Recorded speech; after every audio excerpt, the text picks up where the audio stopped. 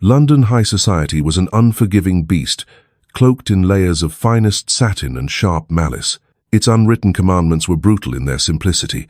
Flatter those above you, tread upon those below, and never risk the indignity of a public spectacle.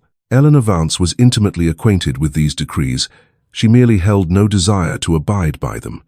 When she placed herself between an arrogant fortune, hunting debutante, and a frail, strangely dressed matron in a bustling Mayfair modiste shop, she believed she was simply sparing an old pensioner an afternoon of misery.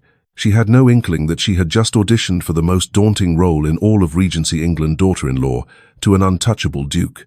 Inside Madame Delacroix's establishment, the stifling air smelled of powdered lavender, damp velvet, and unchecked social ambition. The London season was reaching its absolute zenith, an exhausting marathon, where Mayfair's upper crust packed into airless drawing rooms to measure a family's pedigree by the cost of their foreign lace. Eleanor Vance lingered in the dim rear alcove of the salon, quietly enduring a persistent headache. At 26 years old, the polite world had already discarded her as an irredeemable spinster. It was an identity she wore comfortably like a seasoned woolen mantle that rendered her blessedly invisible. Society rarely paid attention to a woman of 26 with a meager dowry and an unyielding observant stare. Instead, their eyes drifted right past her toward the frivolous 18-year-old heiresses fluttering over Parisian silks. Eleanor absently stroked a heavy bolt of hunter green velvet. While rich to the touch, it was far too dense for midsummer warmth. Her sole reason for remaining in the boutique was her younger sister Clara, who was sequestered behind an embroidered dressing screen, fussing endlessly over the bodice of a pale muslin gown. Eleanor greatly favored these shadowy corners, which granted her an unobstructed vantage of the boutique's chaotic ecosystem. Over by the tall bow window, the morning sunlight bathed the golden curls of Miss Gwendolen Sterling. Gwendolen was barely 19, possessed an enormous dowry funded by commercial enterprises, and carried a shrill voice reminiscent of metal grinding against fine china. Beside her stood Mrs. Sterling, an overbearing matron whose perpetual expression suggested she had just detected a foul odor beneath her nose. "I will not tolerate this fabric in blue," Madame Gwendolen announced loudly, her sharp tone piercing the gentle rustle of petticoats across the room. "Pastel blue belongs to modest country cousins and overlooked daughters. I must have purest gold. The Duke of Ravenswood makes his return to the capital this week, and rumors say he favors gold." Eleanor suppressed an exhausted sigh. Arthur, the elusive Duke of Ravenswood, was notoriously wealthy, strictly reclusive, and thoroughly repulsed by Mayfair's matchmaking rituals. Yet every ambitious mother in London treated his return as a battlefield campaign. Tuning out Gwendolen's shrill demands, Eleanor shifted her attention to a small mahogany table near the side counter. It held an unsorted pile of scraps, leftover ribbons, faded silk rosettes, and discarded lace cuttings. Standing beside the remnants was an elderly woman, small and slightly stooped. Eleanor paused, her brow furrowing slightly. The stranger was utterly out of place in Madame Delacroix's luxurious shop. She was wrapped in an antiquated charcoal grey wool pelisse that had gone out of style over a decade ago. Its hem was frayed and meticulously darned, with dark thread showing signs of severe wear. Her bonnet was a plain, soot-black construction that threw deep shadows over her weathered face. The matron had drawn off one worn leather glove to caress a length of rare, extraordinarily costly Brussels lace with her wrinkled bare fingers. Her touch was reverent, infinitely slow, lost in a fleeting moment of quiet contemplation. Then Gwendolen Sterling spun on her heel. Having abandoned her debate over golden silks, Gwendolen was strutting across the showroom in search of a flattering mirror. She stopped dead in her tracks upon spotting the grey-clad woman. An exaggerated grimace of revulsion contorted the young heiress's features.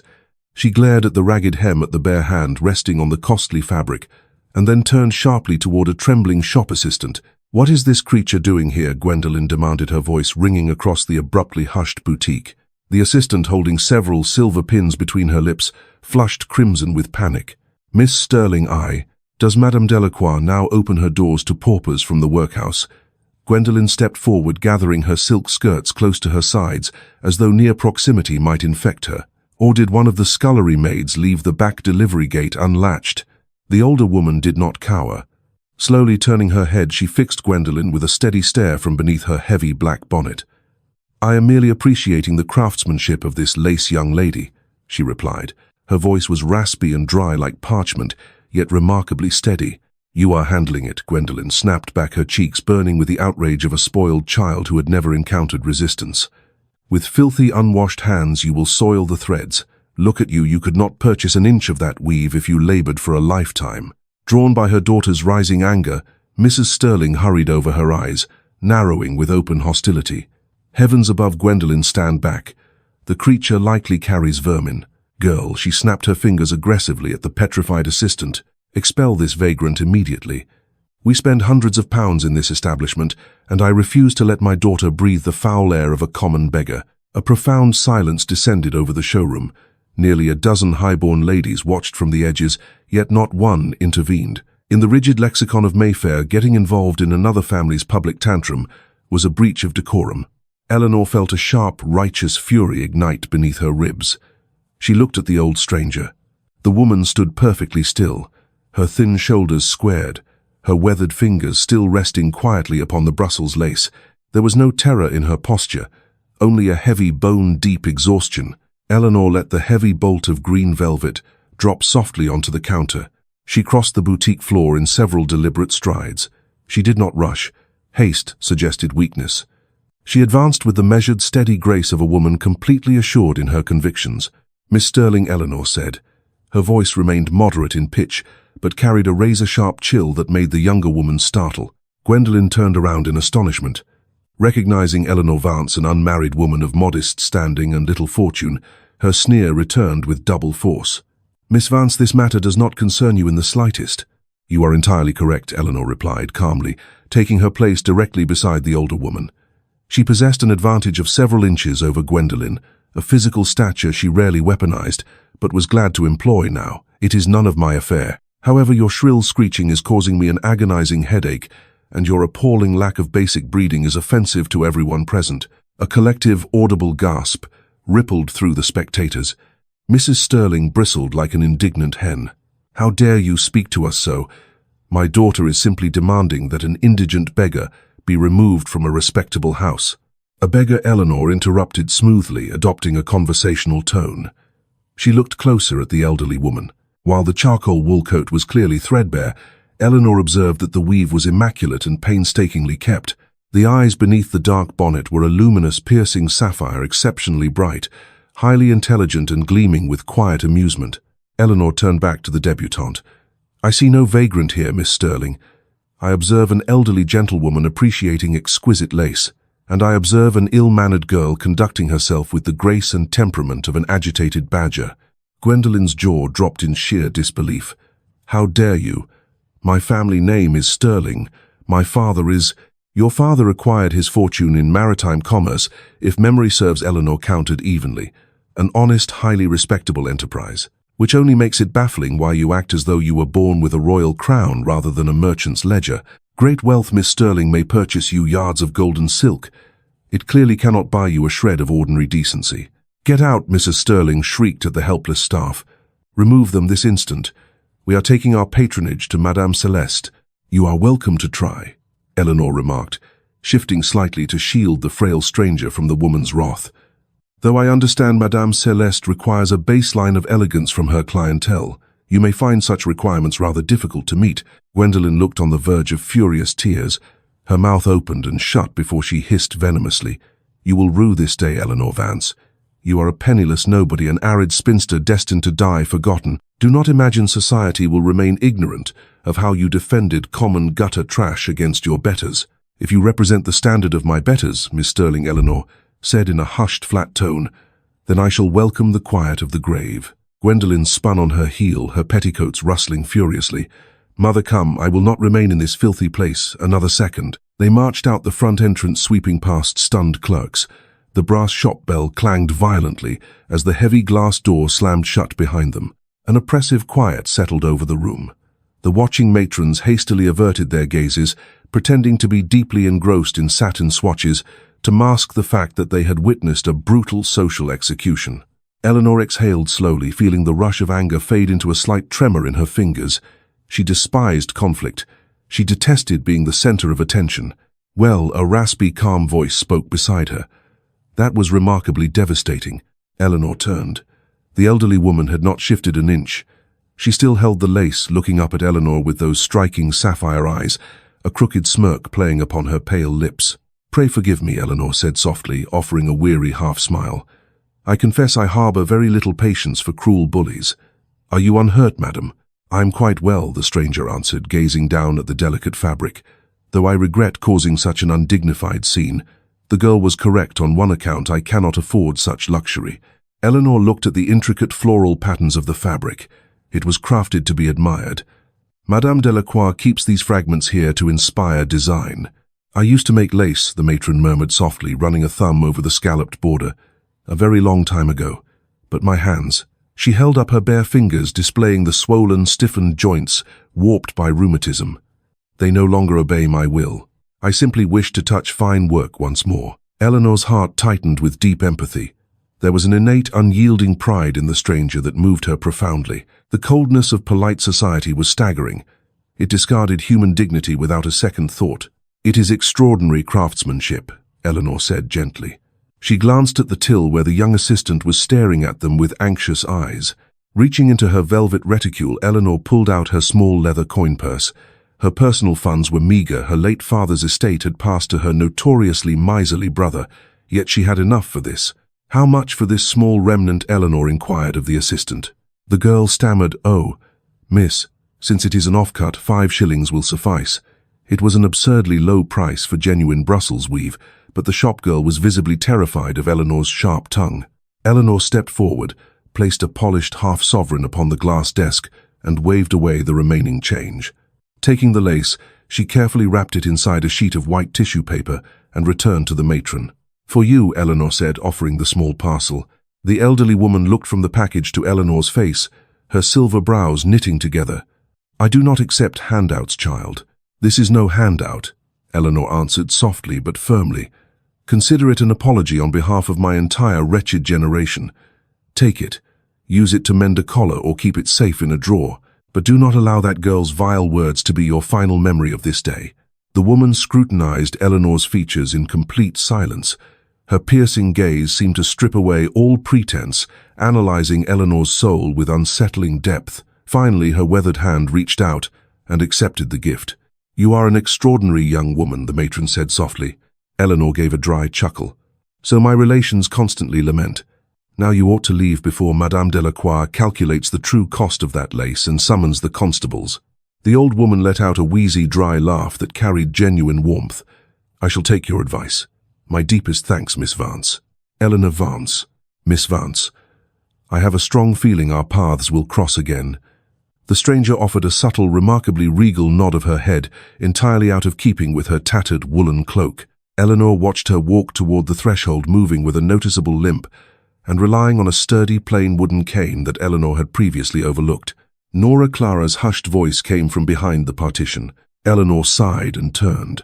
Her younger sister stepped out, looking radiant in the pale muslin, entirely oblivious to the confrontation that had just unfolded. "Was someone arguing out here?" Clara asked, smoothing her sleeve. "Merely Gwendolen Sterling discovering that the universe does not cater to her whim," Eleanor replied dryly. "Turn around, let me inspect the seams." 20 minutes later, the order was finalized.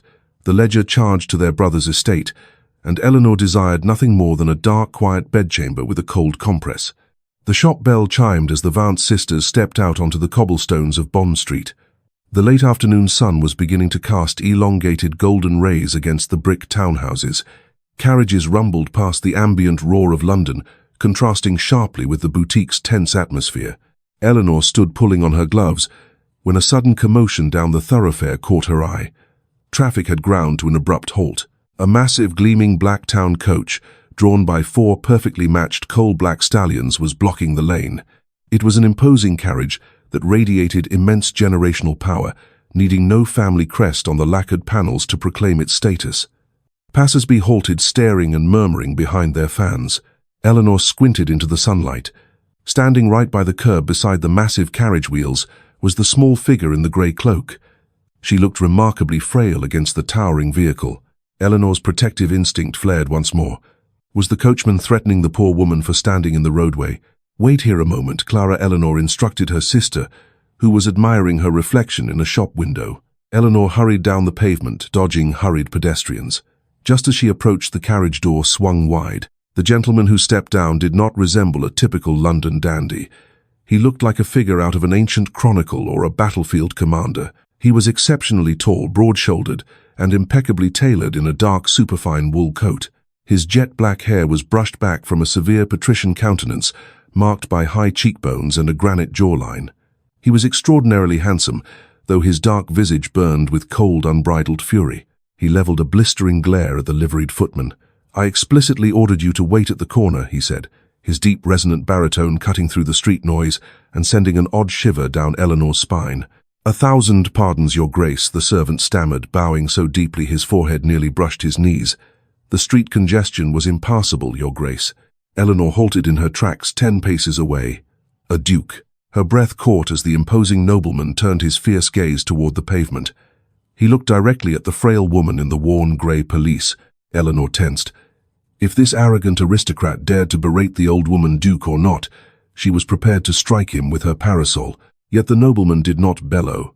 The icy wrath vanished from his features, replaced instantly by an expression of deep, exasperated fondness. Stepping forward, he reached down with large, gloved hands and gently took the woman by the elbows. Mother Arthur, Duke of Ravenswood, sighed, his commanding voice softening into profound tenderness. "What did we agree regarding you slipping away without an escort? And why on earth are you wearing that hideous rag? It reeks of damp cupboards and misery." The elderly matron, the Dowager Duchess of Ravenswood, promptly tapped her son's arm with her wooden cane. "Hold your tongue, Artie. It keeps the parasites at bay. When I wear my finery, I cannot walk 3 yards without ambitious mothers thrusting their screeching daughters into my path. You nearly gave my estate steward an apoplexy. He assumed you had been abducted." The Duke then noticed the small tissue-wrapped parcel in her hands. "What is that, Cecilia?"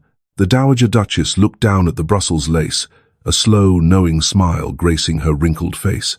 "A gift," Cecilia replied softly, her keen sapphire gaze scanning the gathering crowd, "from a most singular young lady." Eleanor stood frozen, her heart hammering against her ribs like a captive bird. "Mother, Your Grace." Artie. Realization washed over her with dizzying force. She had just publicly humiliated the daughter of a wealthy merchant to protect the mother of the most formidable peer in the realm. She had offered 5 shillings of charity to a woman who owned half of Yorkshire. Cecilia's sharp gaze locked directly onto Eleanor. The Dowager's smile deepened into pure triumph. Raising her weathered hand, she gave Eleanor a deliberate, subtle wave. Following his mother's eyes, the Duke turned his head. Eleanor felt pinned beneath a gaze so intense it seemed to have physical weight. His eyes were the color of a stormy sea. He studied her in her modest day dress, her hands clutching her parasol tightly. Unlike the rest of the fashionable world, he did not look through her. He looked at her, registering her flushed cheeks, her wide eyes, and her resolute posture. For a heartbeat, the bustling city street faded into utter silence. Then raw panic took over. Eleanor turned swiftly, hoisted her skirts, and hastened back toward the dress shop. "Nora!" Clara cried out as Eleanor seized her arm and pulled her down the street. "What has come over you? You are crushing my sleeve." Walking, Eleanor gasped, her face burning with heat. "We are walking swiftly, Clara. We are never visiting Bond Street again. I am entering a remote convent." Near the carriage, Arthur watched the retreating figure disappear into the crowd. He turned back to his mother, raising a dark eyebrow in silent inquiry. Her name, Cecilia, stated smoothly, as her son assisted her into the luxurious velvet interior of the coach, "is Miss Eleanor Vance." "And Artie, my dear?" Arthur stepped inside and closed the carriage door. "Yes, mother." Cecilia unfolded the delicate tissue paper, smoothing the Brussels lace across her lap. "Postpone our journey back to the north. I believe we shall remain in London for the rest of the season." The formal invitation arrived on Tuesday morning, delivered by a footman in livery, far more expensive than Eleanor's entire yearly allowance. It sat upon the silver salver in the Vance morning parlour, like an unexploded charge, thick cream vellum bearing the heavy crimson wax seal of a prowling lion. Eleanor's older brother Julian stared at it in disbelief. A half-eaten piece of toast paused at his lips. Julian was a man who calculated the monetary value of every human interaction. At this moment his mind was utterly paralyzed. "The Duke of Ravenswood," Julian murmured, speaking the title as though reciting scripture in a cathedral. "He is hosting a grand ball this Friday." Clara eagerly lifted the card, scanning the black calligraphy. It is addressed to the entire household, Julian. All of us. Even Nora. Eleanor took a measured sip of her lukewarm tea. I assure you I have no intention of attending. You and Clara may represent the family's interests without me. Are you insane? Julian exploded, slamming his linen napkin down. You will attend. Do you comprehend the magnitude of this? Ravenswood has not opened his London residence in 5 years. The man practically lives as a hermit in Yorkshire. An invitation means he is seeking a duchess. Every ambitious family in England will be there clawing their way toward an alliance, which provides every reason for me to stay away, Eleanor observed calmly. I am 26, Julian. I have no desire to fight for a husband. I would rather remain by the hearth reading parliamentary records. At least politicians do not disguise their deceit. You are going, Julian commanded, his voice brooking no argument. Our family requires social prestige. An appearance at Ravenswood House elevates our standing. Furthermore, Clara requires a chaperone while I cultivate connections. Eleanor looked out toward the grey morning sky. She knew with absolute certainty why the parchment had arrived. It was not due to Julian's non-existent influence or Clara's beauty. It had everything to do with a scrap of lace and an old woman in a darned coat. I have a strong feeling our paths will cross again. The dowager's parting words rang clearly in Eleanor's memory. This was no polite invitation.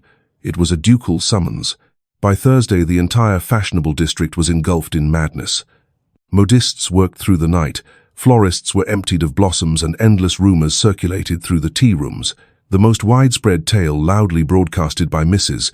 Sterling at a musical soiree, was that the Duke had caught sight of Gwendolen through the boutique window and had instantly organized a grand ball to secure her hand. Eleanor had observed these boasts from the parlor corner, her face completely expressionless. She is insufferable, Clara had whispered, watching Gwendolen preen beside the pianoforte. She is frightened, Eleanor had replied quietly. Loud people usually are. If she stops declaring her victory, she might be forced to contemplate failure. Now, standing before her mirror on Friday evening, Eleanor braced herself for the ordeal. She had refused a new gown, selecting instead her most understated attire, a dark plum silk that absorbed the candlelight. Her dark hair was drawn back tightly into an austere chignon, unadorned, save for a simple string of heirloom pearls. She appeared precisely as she intended, part of the room's background. You appear ready for a highly elegant funeral, Clara remarked from the doorway, looking like a delicate confection in pale pink silk. I am, Eleanor replied, turning from the mirror. I am attending the funeral of my quiet existence. Let us get this over with. Ravenswood House did not merely occupy space on the square. It dominated the skyline.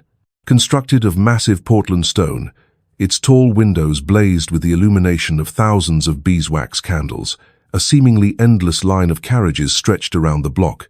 The atmosphere within the grand ballroom was stifling thick, with the scent of crushed orchids, hot wax and expensive perfume masking nervous perspiration.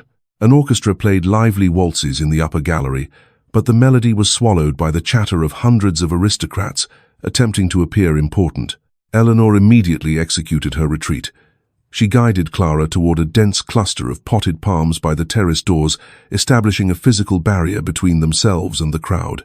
Julian disappeared within minutes, gravitating toward a circle of wealthy barons. It is breathtaking, Clara breathed, gazing at the gilded ceiling and towering crystal chandeliers. It is deafening, Eleanor countered, scanning the room. The social ladder was plainly visible. Minor gentry lingered near the edges. Wealthy merchants hovered near the buffet. And at the center stood the social elite. Gwendolen Sterling was holding court in her golden silk dress, draped boldly and surrounded by admirers. Her eyes darted continuously toward the grand staircase, waiting for her host. Eleanor stepped further into the shadows of the palms. She only needed to endure 3 hours, after which she could return home and put this absurdity behind her. Suddenly, an absolute silence washed across the ballroom. The noise died down in an expanding wave, originating from the marble landing above. At the summit of the stairs stood Arthur, Duke of Ravenswood. He wore severe, unadorned evening clothes, a black superfine tailcoat, and an immaculate white cravat free of medals or ostentatious ribbons. His imposing presence alone dominated the hall. He gazed down at the crowd with an expression of profound, weary detachment, resembling a general inspecting a poorly trained garrison rather than a suitor seeking a bride. Beside him stood the Dowager Duchess. Eleanor caught her breath. Cecilia was entirely transformed. Gone was the threadbare grey coat. She was clad in midnight, blue velvet that shimmered richly. At her throat hung a massive sapphire encircled by brilliant diamonds. Though leaning upon her wooden cane, her posture was iron straight, radiating majestic authority. The Duke and his mother began their descent. The crowd parted instantly, flattening themselves against the walls to clear a wide avenue. Gwendolen Sterling stepped forward to the very edge of the path, offering a radiant, rehearsed smile, with her mother vibrating in anticipation behind her. Arthur reached the ballroom floor. He did not glance at the young women curtsying in his path, nor did he acknowledge the deep bows of the gentlemen. His dark, stormy eyes swept the perimeter of the room, passing the mirrors, passing the ice sculptures, and passing Gwendolen Sterling without the slightest hesitation. Gwendolen's smile froze as the Duke walked straight past her. He was heading directly for the potted palms. Eleanor felt the color drain from her face. She took a step backward until her heel touched the wall. "Keep walking. Please walk past." He did not. The crowd parted ahead of him, leaving a wide, terrifying space between the Duke of Ravenswood and Eleanor Vance. He halted 2 paces away. Up close, the rugged lines of his jaw and the exhaustion around his eyes were unmistakably clear. The entire ballroom stood frozen. 300 pairs of eyes were fixed upon the spinster in the dark plum gown. Miss Vance. Arthur spoke, his deep baritone carrying effortlessly through the stillness. Eleanor dropped into a formal curtsy, her mind scrambling for an escape. "Your Grace," she said, keeping her eyes fixed on his polished evening shoes. "Look at me." It was not a request, but a quiet command delivered with unquestioned authority. Eleanor lifted her chin and met his gaze. His eyes were not cold, but fiercely perceptive, analyzing her just as his mother had done on Bond Street. "My mother informed me that I owed a significant debt to a lady in a modiste shop," Arthur said evenly, ensuring the surrounding onlookers could hear every word. "She told me this lady defended a defenseless stranger against the vicious arrogance of a girl with far more wealth than sense." A sharp intake of breath rippled across the floor.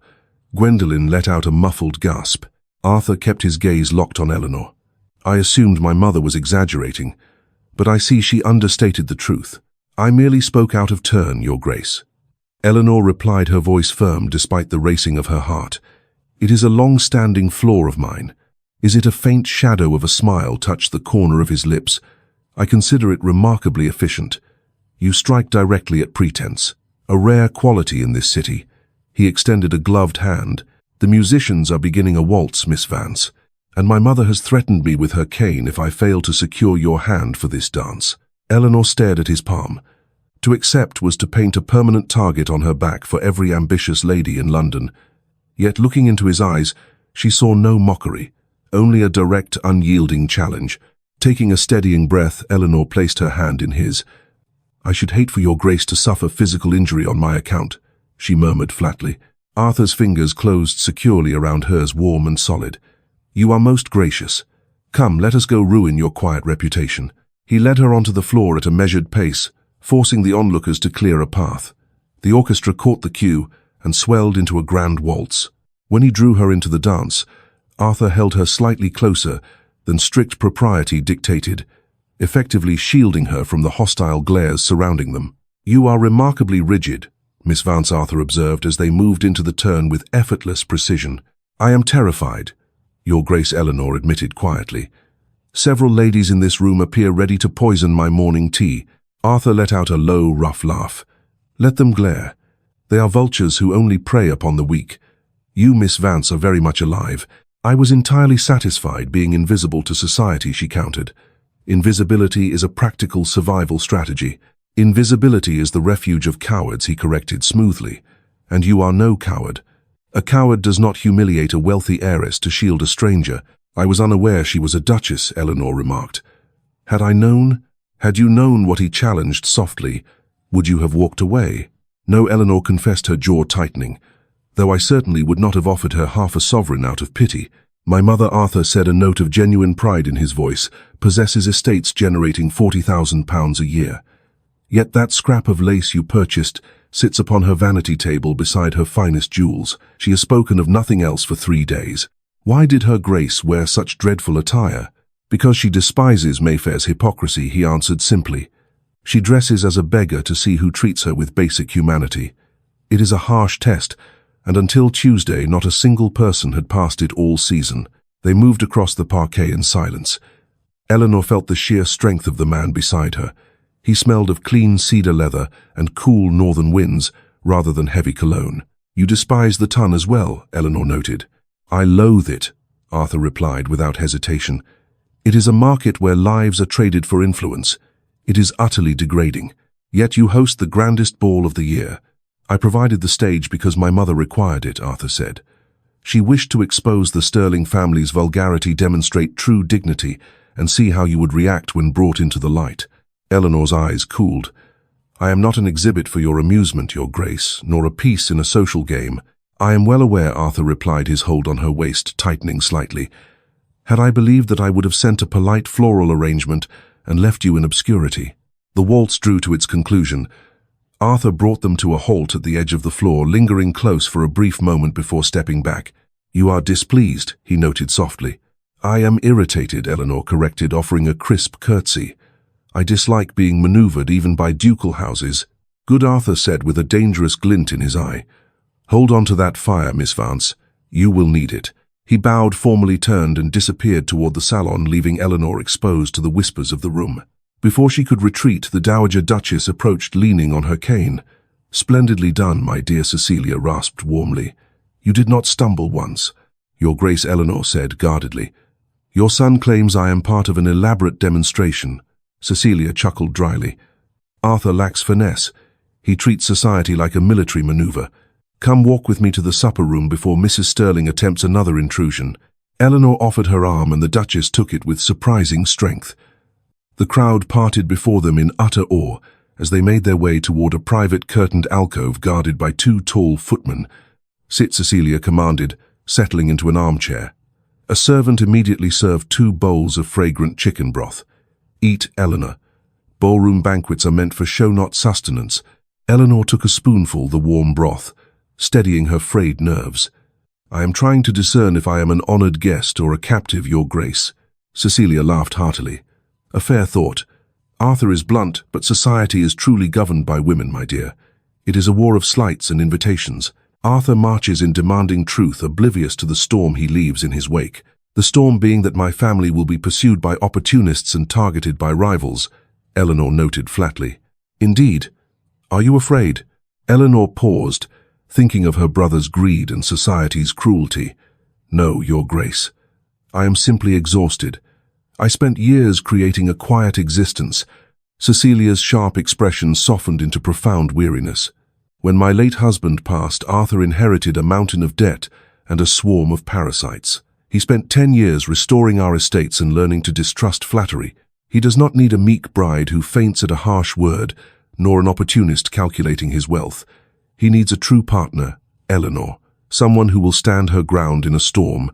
Before Eleanor could reply, the velvet drapery was pulled back. Mrs. Sterling stood there, holding a trembling Gwendolen by the wrist. "Your Grace," Mrs. Sterling stammered, curtsying awkwardly. "Forgive the intrusion. Gwendolen wished to offer her deepest apologies for Tuesday. We did not know your identity." Cecilia laid down her spoon, her gaze turning to ice.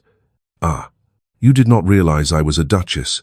Which means, had I truly been an impoverished woman, your daughter's cruelty would have been entirely acceptable to you." Gwendolen shrank back. "Your Grace, I—" "Silence," Cecilia commanded coldly. "You are an ill-mannered, shallow girl. Your apologies stem from terror, not remorse. If you wish to apologize, address Miss Vance. She was the one subjected to your insolence." Both women stared at Eleanor in mortification. The humiliation of apologizing to an impoverished spinster was agonizing for them. Eleanor looked at Gwendolen, seeing only frantic desperation. She felt no triumph, only pity. "That is unnecessary," Eleanor stated quietly. Cecilia frowned. "Eleanor, do not pardon them so easily." "There is nothing to pardon, Your Grace," Eleanor replied evenly. "An apology extracted through fear carries no meaning. Miss Sterling and I understand each other. Let them go." Gwendolen stared at Eleanor in stunned disbelief. "You may leave," Eleanor added softly. Mrs. Sterling dragged her daughter away without another word, letting the velvet drapes fall shut. "You are remarkably forgiving," Cecilia remarked. "Forgiveness requires authority, Your Grace.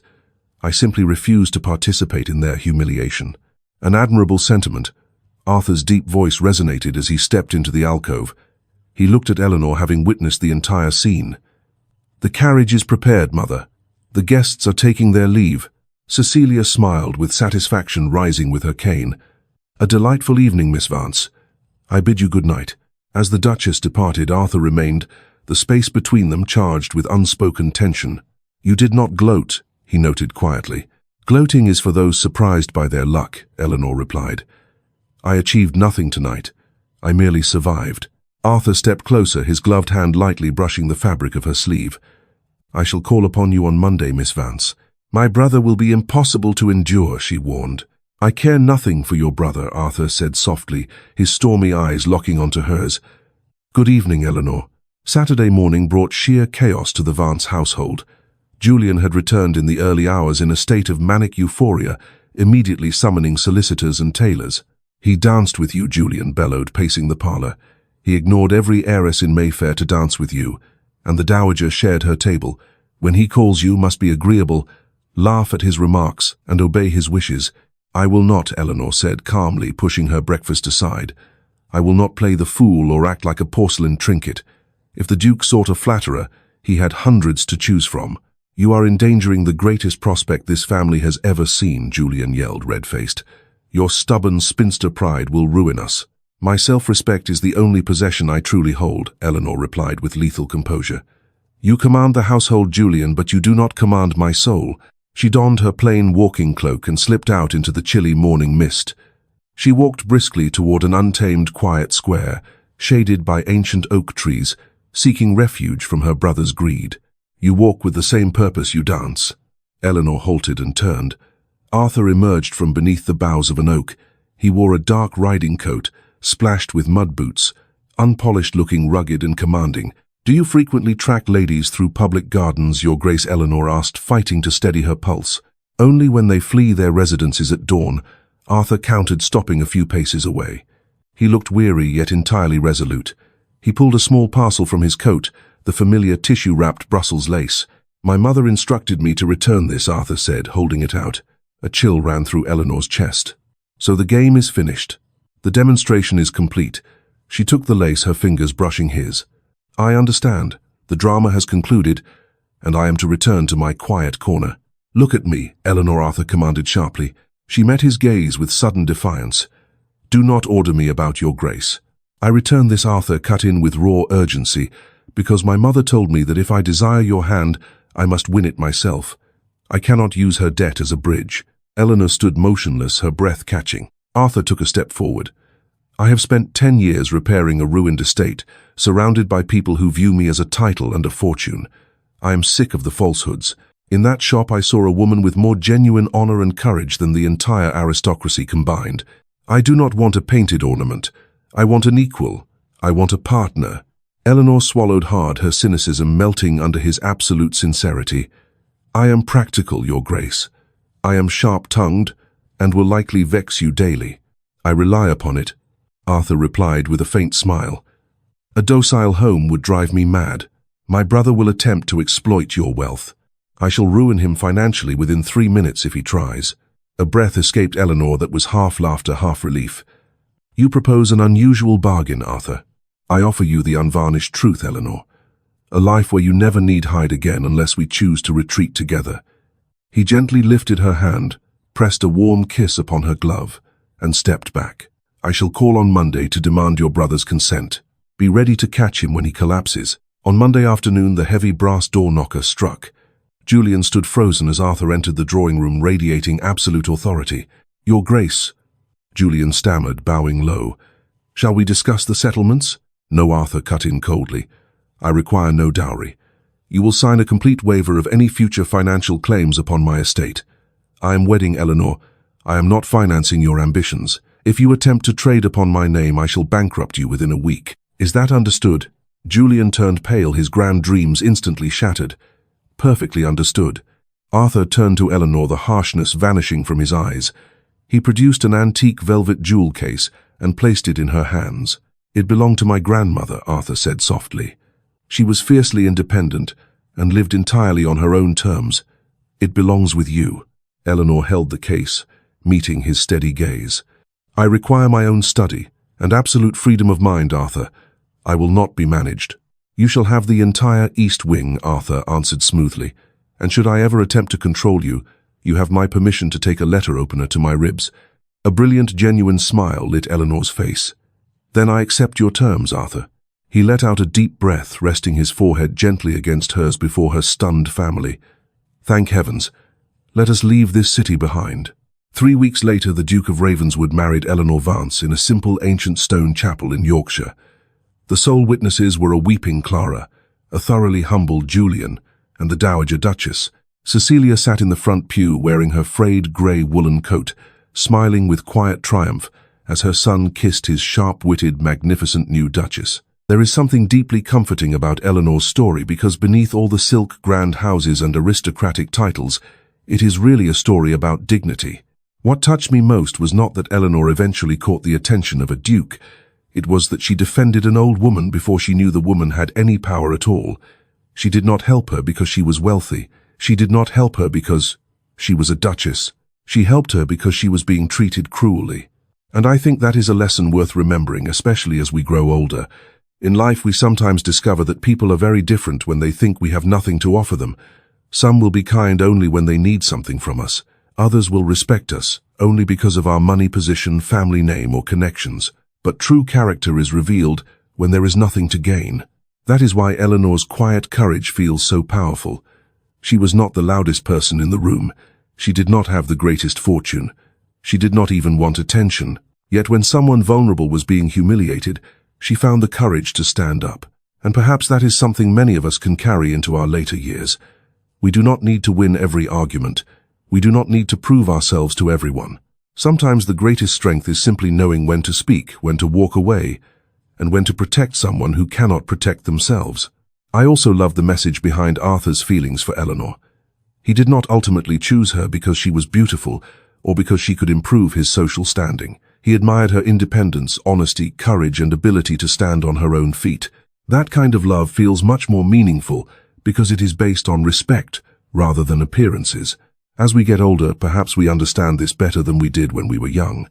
Life teaches us that beauty changes, wealth can disappear, status can be lost, and popularity rarely lasts.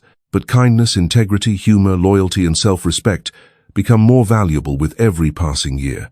So my advice to my older friends in Britain and America would be this: never underestimate the value of your character simply because you are no longer trying to impress the world.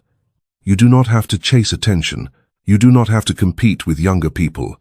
You do not have to apologize for becoming quieter, slower, or more selective about who you allow into your life. Protect your peace. Keep your standards. Be kind without allowing people to take advantage of you.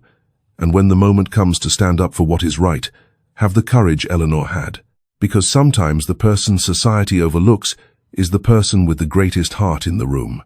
And perhaps the most beautiful lesson of all is this: you never truly know who is watching your kindness or how deeply one small act of dignity may change a life, including your own.